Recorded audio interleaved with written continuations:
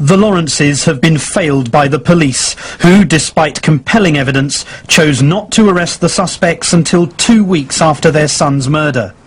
They believe the failure to seize evidence is the sole reason why none of the suspects has ever been convicted. In April 1996, their private prosecution against Gary Dobson, Neil Acourt and Luke Knight collapsed at the Old Bailey. A year later at the inquest, the five refused to answer a single question. At the public inquiry in June 1998, a High Court judge ruled that the five couldn't be asked questions about whether they were responsible for Stephen Lawrence's murder. Tonight, we ask the question: did you kill Stephen Lawrence? We already know you were a user of knives and handled knives very well and very efficiently.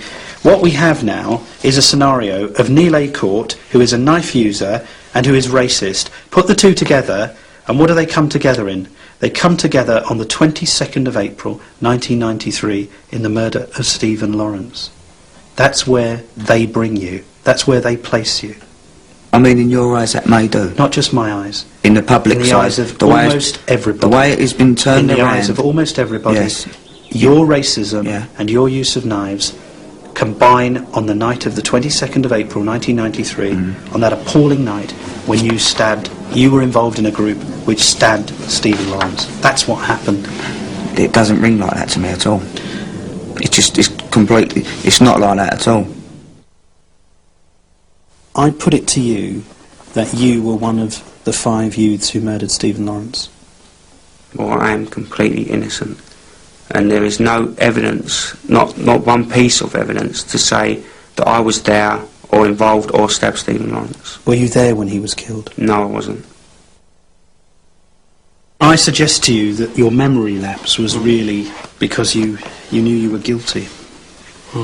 That was why you didn't say anything. Well, that's your opinion. You're entitled to your opinion, mate. But I know deep down. What other opinion can you have when you mix with friends who live in the locality who have a reputation of carrying knives? Both of them have admitted to us that they carried knives before the murder of Stephen Lawrence. Yes. You yourself are charged on two separate occasions, in 92 and 93, with incidents where somebody was stabbed. On both occasions you're picked out on ID parades. The reason you couldn't remember the Stephen Lawrence murder was because you were guilty. That's fair enough. You're entitled to your opinion, and 99% of this country, in my opinion, believe the same thing, Martin. Well, what alternative as long as I know in my heart the truth, that's all that counts, in my opinion. That's all that counts for me. Stephen Lawrence was a black man who was stabbed to death by what an inquest jury described as a gang of white youths.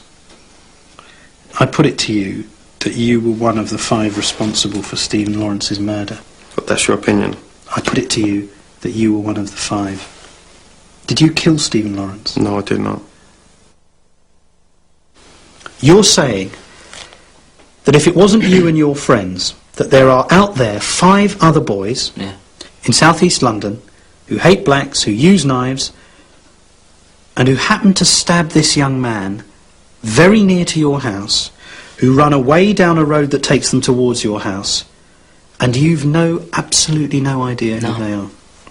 It's an amazing coincidence, isn't it? You can call it that, yeah. Do you see why the focus comes down to whether you were the person who stabbed Stephen Lawrence?